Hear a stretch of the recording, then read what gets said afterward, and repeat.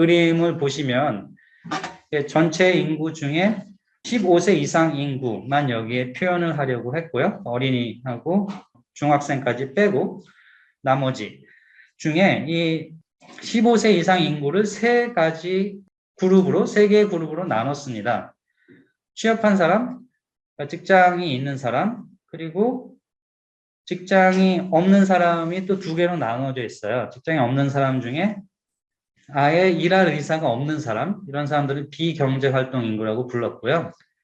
일할 의사는 있는데 일을 안 하고 있는 사람, 못 하고 있는 사람을 실업자라고 분류를 했습니다. 그래서 이렇게 세 가지로 분류를 했는데 이게 뭐 분류가 아주 쉽지는 않아요. 그러니까 누가 일을 하고 있는가, 이건 뭐 몇 시간 이상 일을 해야 일하고 있는 사람이라고 볼까, 이런 것도 뭐 좀 애매한 면이 있고요.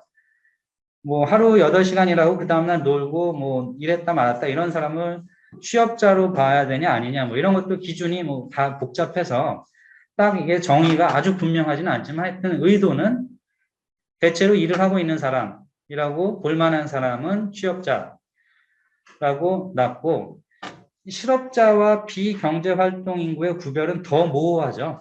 일을 안 하는데 일을 안 하는 게 관심이 없어서 안 하는 건지 하고 싶은데 일을 못 찾은 건지 이거 구별이 쉽지는 않습니다. 이것도 좀 모호한 구별이 되는데 구체적으로는 기준이 있기는 하지만 그 기준도 아주 만족할 만한 기준은 아니기는 합니다. 그래서 그냥 대체적인 아이디어만 얘기를 하면 완전 전업주부가 됐다, 그래서 더 이상 직장을 찾고 있지 않다거나 뭐 학생이어서 직장을 찾고 있지 않다거나 뭐 이런 사람들은 비경제활동 인구이고요. 분류가 모호한 사람들, 이런 사람들은 실업자로 보고 뭐 이 정도로 구별을 하는데 이 구별이 개념적으로 아주 분명하지는 않습니다. 여기 보시는 것처럼 실업자는 전체 인구에서 차지하는 비중이 뭐 아주 많지는 않고요. 비경제활동 인구가 상당히 많이 있습니다. 근데 비경제활동 인구로 잡히는 사람 중에는 뭐 일은 하고 싶은데 마음에 드는 직장이 없어서 안 하고 있다, 뭐 이런 사람이 있을 수도 있어요. 근데 이거는 좀 모호하죠. 이게 일을 안 하는 건지 못 하는 건지 구별하는 게 좀 모호합니다. 그러니까 일자리를 찾으려면 찾을 수 있는데 월급이 마음에 들어서 놀고 있다, 이러면은 이게 참 애매한 경우이긴 한데 뭐 그런 경우 되게 비경제활동 인구로 잡힐 것 같습니다. 그래서 취업자와 실업자를 더해서 경제활동 인구라고 하고요. 실업자와 취업자가 아닌 사람을 비경제활동 인구라고 합니다. 세 등분으로 나눠 놓다 보니까 취업률 혹은 실업률 이런 거 계산하는 방법이 최소한 두 가지가 나오거든요. 하나는 취업자 수를 전체로 나눠준 비율을 생각을 할 수가 있고요. 또 하나는 취업자 수를 경제활동 인구로 나눠준 비율, 이렇게 생각을 할 수가 있습니다. 그래서 분모가 전체 15세 이상 인구 전체인지 경제활동 인구인지에 따라서 실업률, 뭐 고용률 비슷한 개념들을 적어도 두 가지 방식으로 계산을 할 수가 있습니다. 보통 많이 계산하는, 근데 분자를 뭐 취업자로 하냐 반대로 잡냐에 따라서 뭐 실업률이 될 수도 있고 취업률이 될 수도 있는데요. 제일 많이 계산하는 실업률은 비경제활동 인구를 무시하고 경제활동 인구만 가지고 계산을 합니다. 그래서 실업률은 실업자 나누기 경제활동 인구 이렇게 계산을 하고요.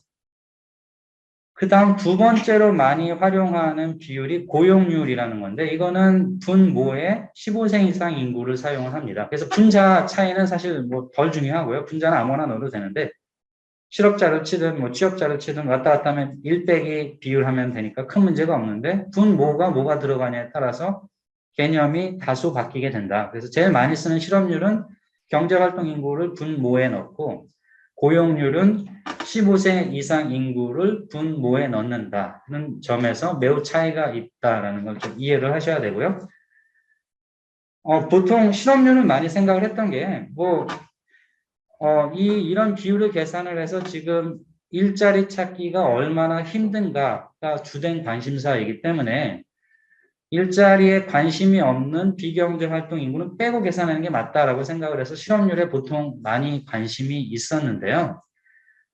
하지만 실업자와 비경제활동 인구를 구별하는 게 또 모호한 면이 있기 때문에 자의적인 면이 굉장히 많기 때문에 비경제활동 인구 중에는 집에서 놀고 있지만 이게 뭐 놀고 싶어서 노는 게 아니라 나가서 뭐 일해봐야 다시 내가 나가서 일하면 누군가 우리 집에 와서 집안일을 해야 되는데 뭐 그 돈 낼 돈도 안 나온다. 뭐 그래서 집에서 놀고 있다. 뭐 노는 게 아니라 일을 직업을 안 가지고 있다. 뭐 이런 얘기가 나오면 이걸 통계적으로는 비경제활동 인구이긴 하지만 뭐 실업자라고 봐야 되는 거 아닌가. 그래서 뭐 실망 실업자 이런 표현을 쓰기도 합니다. 그러니까 너무 실망을 해서 직업을 안 찾고 있는 사람들이 비경제활동 인구에 많이 있을 것 같다. 그러니까 실업자 비경제활동 인구라는 이 자의적인 구분에 너무 큰 의미를 부여할 필요가 없다라고 보는 사람들은 분모로 15세 이상 인구를 쓰는 게 더 적절하다고 생각을 합니다. 그러다 보니까 수치가 두 개가 나온 거고요. 전통적으로는 실업률을 한국에서도 써왔는데 지금 정부, 이제 떠나가는 정부에서 고용률을 굉장히 많이 강조를 했어요. 그 이유는 어떤 일이 있었냐면 최근 추세 중에 하나는 이제 노인들이 갑자기 노동시장에 나오기 시작을 했죠. 그래서 일을 안 하던 노인들이 60대, 70대 뭐 이런 노인들이 일을 안 해서 전에는 비경제활동 인구로 잡혀 있었는데 이 사람들이 시장에 나와서 막 일을 하기 시작을 했습니다. 그래서 이 사람들이 취업자가 되면서 비경제활동 인구로 잡히던 노인분들이 일부는 취업을 해서 취업자가 되고 일부는 취업을 하다가 말다 해서 실업자가 되면서 그럼 실업률은 어떻게 바뀔까요? 실업률이 올라갈까요? 내려갈까요? 실업률은 실업자 나누기 경제활동 인구. 실업률이 낮아지진 않고요. 그러니까 실업률이 뭐 10%라고 해보죠. 그럼 노인 100명이 경제활동 인구에 참여하면서 그 중에 몇 명이 이제 실업자가 되고 몇 명이 취업자가 되냐에 따라 달라지겠지만 실업률이 노인 내에서의 새로 시장에 진입한 노인 내에서의 실업률이 그렇게 낮지는 않았어요. 그래서 결론적으로 실업률은 높아졌습니다. 좀 단순해서 얘기하자면 노인들이 우르르 노동시장에 들어왔는데 다 취업을 한 건 아니고 상당수는 실업자로 남아있게 됐어요. 그러다 보니까 실업률 계산할 때의 분모도 늘었지만 분자도 빠르게 늘었기 때문에 실업률은 올라갔습니다. 고용률은 어떻게 됐을까요? 고용률은 취업자 나누기 15세 이상 인구예요. 그럼 고용률은 어떻게 되죠? 고용률은 당연히 내려갑니다. 고용률은 비경제활동 인구가 줄고 취업자가 늘었으니까 뭐 비경제활동 인구를 떠나서 취업자가 늘었기 때문에 고용률은 올라갑니다.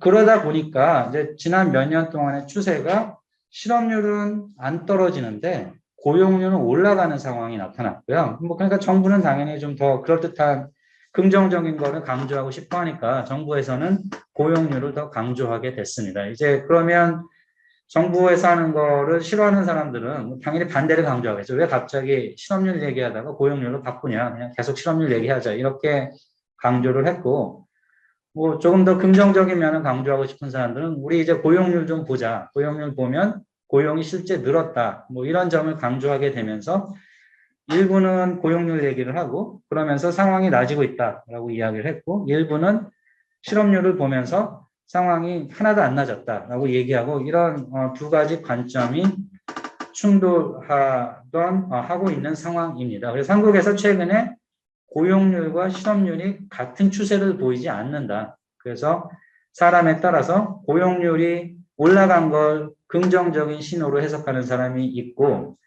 실업률이 안 변하는 걸 부정적인 신호로 해석하는 사람도 있습니다. 하여튼 근데 큰 차이는 비경제활동 인구의 큰 부분이 경제활동 인구로 옮겨가면서 이 사람들이 취업자도 많이 늘었지만 실업자도 많이 늘어난 게 큰 추세 중에 하나입니다.